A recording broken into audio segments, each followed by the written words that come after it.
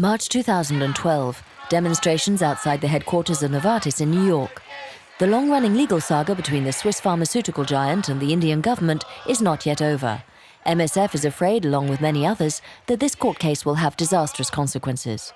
We are really worried that it will mean the end of generic competition in key areas, and that will undermine our ability and others to be able to continue to rely on low-cost quality medicines.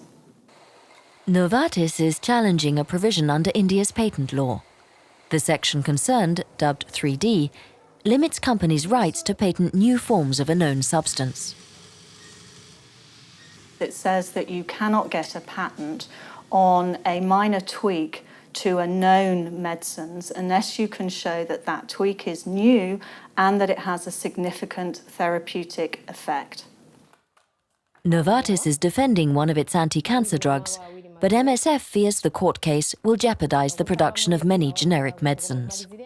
If Novartis wins this case against the Indian government, that will mean that more medical technology will be granted patents in India. That will mean less affordable medicines for us and for many others. In times where funding for global health is under threat, access to affordable medicines is more important now than ever. Novartis is not the only threat to the production of generics in India. Over the last few years, there have been frequent demonstrations in New Delhi by HIV-positive people from all over the region, concerned about the consequences of the trade agreements being negotiated between India and the European Union.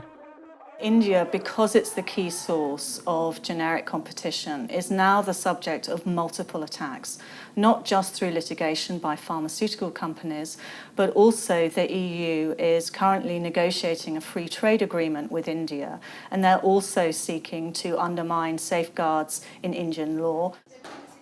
The measures planned by the European Union could prevent the production of generic medicines. Yet these medicines are used to treat a large majority of the HIV-positive people in developing countries, including children.